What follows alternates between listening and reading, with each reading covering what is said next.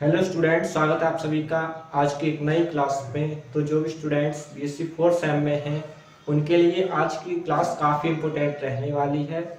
तो जो भी स्टूडेंट्स जिनके ओएमआर पैटर्न पर एग्जाम होते हैं और जो एमजीपीआरयू से रिलेटिव हैं उनके लिए आज की क्लास कम से कम आपके 5 या 6 क्वेश्चन क्लियर करा के जाएगी।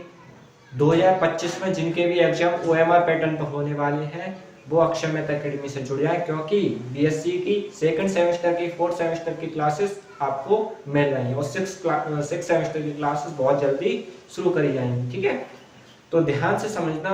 एक एक टॉपिक को यहाँ 20 तरीके क्वेश्चन लिखे गए हैं, लेकिन हम इन 20 तरीके के क्वेश्चन से 20 तरीके के कंसेप्ट क्लियर करेंगे। हर एक क्वेश्चन का एक नया कंसेप्ट है जिसे आपको समझना है, ताकि उस कंसेप्ट के थ्रू आप और क्वेश्चन एग्जाम में कर पाए।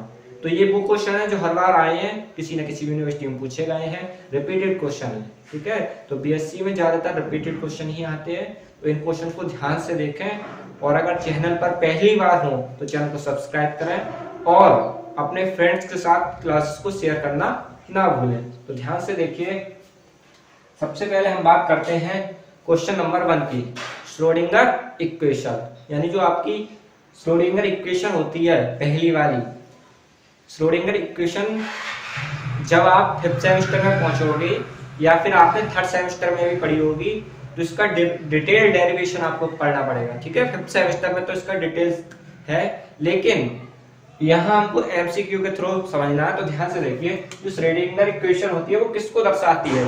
हमेशा याद रखिए, जो श्रोडिंगर इक्वेशन होता है, जो श्रोडिंगर फंक्शन होता है, वो गतिज ऊर्जा और पोटेंशियल यानी गतिज ऊर्जा और स्थितिज ऊर्जा का योग होता है। ठीक है, लेकिन यहाँ बात हो रही है charge physical quantity, changes physical quantity. जो आपका श्रोडिंगर इक्वेशन होती है ये हमें फिजिकल क्वांटिटीज में चेंजमेंट को बताती है।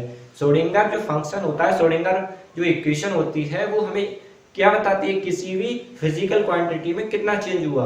तो यहाँ लिखा है चेंजेस फिजिकल क्वांटिटी। दूसरा क्वेश्चन देखिए, श्रोडिंगर इक्वेशन के अनुप्रयोग क्या है। श्रोडिंगर इक्वेशन के एप्लीकेशंस क्या है। जो श्रोडिंगर ने अपनी इक्वेशन दी किसी भी पार्टिकल की वेव नेचर को एक्सप्लेन करने के लिए, उसके एप्लीकेशंस क्या है। तो आपको याद रखना है, जो श्रोडिंगर इक्वेशन होती है वो इलेक्ट्रॉनिक एनर्जी को डिफाइन करती है, एटॉमिक स्ट्रक्चर को बताती है और इलेक्ट्रॉन एनर्जी है, दो बार लिखा है। ठीक है, तो इस टाइप से ये एटॉमिक स्ट्रक्चर को बताती है, इलेक्ट्रॉनिक एनर्जी को बताती है। ठीक है, गतिज ऊर्जा, स्थितिज ऊर्जा को बताती है, किसी पार्टिकल की वेव नेचर या पार्टिकल की वेव नेचर को एक्सप्लेन करते हैं। तो श्रोडिंगर इक्वेशन कई इसके अनुप्रयोग हैं। ठीक है, अब ये क्वेश्चन हमने डायरेक्ट लिख दिए हैं, लेकिन यही जो आप यहाँ आंसर्स देख रहे हैं इनके, यही आपको विकल्प में मिलेंगे और आपको ये टिक कर देने हैं। जो सही है उसका उत्तर आपको भर देना है। उसके बाद तीसरा, फोटो इलेक्ट्रिक इफेक्ट प्रकाश की कौन सी प्रकृति बताता है। तो फोटो इलेक्ट्रिक इफेक्ट के बारे में हमने पिछले क्लास में आपको बताया था कि जब किसी धातु पर उच्च आवृत्ति की प्रकाश किरणें पड़ती हैं तो उसमें से इलेक्ट्रॉन का एमिशन होना शुरू हो जाता है, यानी उत्सर्जन शुरू हो जाता है। इसी घटना को प्रकाश वैद्युत प्रभाव कहते हैं। ये किसने बताया, आइंस्टीन ने। किसने, आइंस्टीन ने।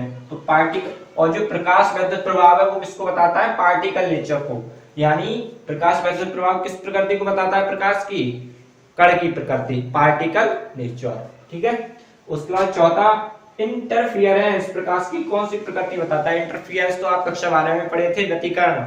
तो व्यतिकरण किसको बताता है, जब तरंगें आपस में अध्यारोपित हो जाती हैं और एक जगह इकट्ठा हो जाती हैं तो इस घटना को व्यतिकरण कहते हैं। तो ये किस प्रकृति पर आधारित है, तरंग प्रकृति पर।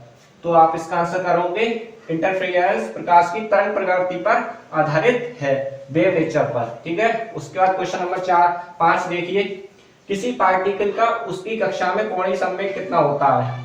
ये तो बोर ने बताया था कि कोई पार्टिकल है उन्हीं कक्षाओं में घूम सकता है जिसमें उसका कोणीय संवेग h/2π है ना।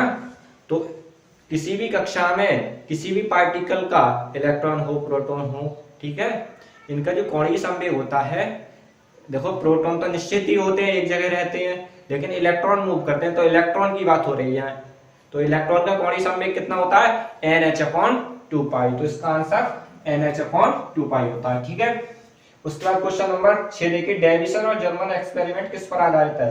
तो डेविसन और जर्मन एक्सपेरिमेंट किस पर, प्रकाश के डिफ्रैक्शन पर आधारित है। ठीक है, हमने ये आपको पिछले लेक्चर में बताया था, ये रिपीटेड क्वेश्चन हो गया, इलेक्ट्रॉनिक डिफ्रैक्शन पर आधारित है। उसके बाद गतिज ऊर्जा वाले किसी कण की डी ब्रोगली वेवलेंथ कितनी होती है। तो डी ब्रोगली वेवलेंथ यानी डी ब्रोगली तरंगदैर्घ्य लैम्डा बराबर h अपॉन p, लेकिन यहाँ कभी कभी गतिज ऊर्जा के टर्म में पूछता है, तो इसके लिए लैम्डा का जो मान होता है वो 1 अपॉन अंडर रूट ई होता है, 1 अपॉन अंडर रूट ई होता है, हमेशा याद रखना है। लैम्डा का मान कितना होता है, 1 अपॉन अंडर रूट ई। उसके बाद क्वेश्चन 8 देखिए, यदि किसी कण का संवेग 4 गुना कर दिया जाए तो उसकी तरंगदैर्घ्य क्या होगी। तो ध्यान से देखिए स्टूडेंट को, लैम्डा बराबर h अपॉन p होता है। ठीक है, अब ये कह रहा है संवेग की बात करी जा रही है, तो यहाँ p बराबर ऐसे भी लिख सकते हैं h अपॉन लैम्डा। ठीक है, तो ये कह रहा है कि अगर किसी पार्टिकल के संवेग को हम 4 गुना कर दें, ठीक है, तो जो किसी भी पार्टिकल के संवेग को अगर हम 4 गुना कर दें तो उसकी तरंगदैर्घ्य कैसी हो जाएगी। ठीक है, ध्यान से देखिए, तो देखिए यहाँ से लैम्डा बराबर h अपॉन p है और p बराबर h अपॉन लैम्डा है। ठीक है, यानी कि जो संवेग है वो लैम्डा का उल्टा है, यानी तरंगदैर्घ्य का उल्टा है संवेग।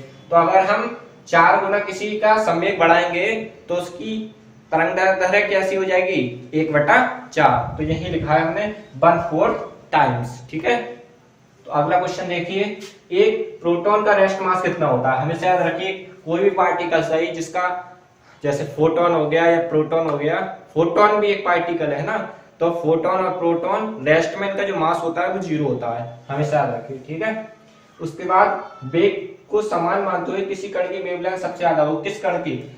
आपके पास 3 कण दिए जाते हैं, प्रोटॉन, न्यूट्रॉन और इलेक्ट्रॉन। फोटोन भी होता है ना। तो ये पूछ रहे हैं कि अगर हम पार्टिकल्स की गतिज ऊर्जा को समान रखें तो किस पार्टिकल की वेवलेंथ सर्वाधिक होगी, यानी सबसे ज्यादा तरंगदैर्घ्य किसकी होगी। तो आपको याद रखना है इलेक्ट्रॉन की, सबसे ज्यादा तरंगदैर्घ्य किसकी होती है, इलेक्ट्रॉन की। अगला क्वेश्चन 12, एक इलेक्ट्रॉन और एक प्रोटॉन की तरंगदैर्घ्य समान है तो तब उनकी मोमेंटम कितनी होगी। यानी अगर इलेक्ट्रॉन और प्रोटॉन की तरंगदैर्घ्य समान है, एक इलेक्ट्रॉन और एक प्रोटॉन दोनों की तरंगदैर्घ्य समान है, तो उनका मोमेंटम कैसा होगा। तो हमेशा याद रखिए मोमेंटम भी समान होगा। कैसा होगा, सेम, क्योंकि ये फॉर्मूला आप अप्लाई कर सकते हो। ठीक है, अगला देखिए, फोटो इलेक्ट्रिक इफेक्ट को किसने एक्सप्लेन किया, आइंस्टीन ने। ठीक है, ये तो आपको पता ही होगा। फोटोन का रेस्ट मास कितना होता है, 0। एक फोटोन का संवेग कितना होता है, h अपॉन लैम्डा, ये अभी आपको बताया, h अपॉन लैम्डा। उसके बाद एक अल्फा कण एक फोटोन की गतिज ऊर्जा समान है, उनकी वेवलेंथ का अनुपात क्या होगा। ये कह रहा है कि एक अल्फा कण है और एक इलेक्ट्रॉन है, ठीक है, दोनों की गतिज ऊर्जा समान है, तो उनकी वेवलेंथ यानी तरंगदैर्घ्य का अनुपात क्या होगा। तो ये कह रहा है 2:1 होगा। ठीक है, 2:1 होगा। एक अगला क्वेश्चन 17, एक डिवाई में कितने ESU होते हैं। जो डिवाई होता है वो द्विध्रुव आघूर्ण का मात्रक होता है। ठीक है, विद्युत द्विध्रुव आघूर्ण का, किसका, इलेक्ट्रॉनिक डाइपोल मूवमेंट का। ठीक है, तो इसमें जो ESU देख रहे हो आप, ये किसका मात्रक है, चार्ज का। ठीक है, तो 10⁻⁸ इस पर चार्ज होता है ना। एक डिवाइस में 10⁻⁸ ESU होते हैं। लाइट की नेचर क्या, प्रकाश की प्रकृति कैसी होती है, अनुप्रस्थ। प्रकाश की प्रकृति कैसी होती है, अनुप्रस्थ। तो यहां हमने लिया है ट्रांसवर्स, तो ट्रांसवर्स मतलब अनुप्रस्थ। ठीक है, कॉम्पिटेंट इफेक्ट किससे रिलेटेड है। कॉम्पिटेंट इफेक्ट जो होता है वो एक्सरे से रिलेटेड होता है। ठीक है, किससे, एक्सरे से। अगला क्वेश्चन देखिए, मैक्सिमम कॉम्पिटेंट विस्थापन क्या होता है, यानी अधिकतम कॉम्पिटेंट जो विस्थापन होता है वो कितना होता है। अधिकतम कॉम्पिटेंट विस्थापन की बात आए तो हमेशा आपको टिक करना है 0.0484 एंगस्ट्रॉम। ठीक है, तो इसका आंसर ये लिखा है। तो इसी टाइप से आज हमने सेकंड यूनिट कवर कर ली है। कल थर्ड यूनिट पे बात करेंगे। थर्ड यूनिट काफी इंपोर्टेंट है और ये सारे क्वेश्चन आपको याद कर लेने हैं। हर एक यूनिट से 5-6 क्वेश्चन आपको देखने को, 10 क्वेश्चन देखने को मिल सकते हैं किसी से। ठीक है, 5, 6 या 10 तक। तो बिल्कुल मन लगाकर क्लास को देखें, हर एक क्लास काफी इंपोर्टेंट है। किसी भी क्वेश्चन पेपर को उठाकर देख लें आप, ये क्वेश्चन हर पेपर में आपको देखने को मिल जाएंगे। मिलेंगे नेक्स्ट क्लास में। क्लास अच्छी लगी हो तो फ्रेंड के साथ शेयर करें। धन्यवाद।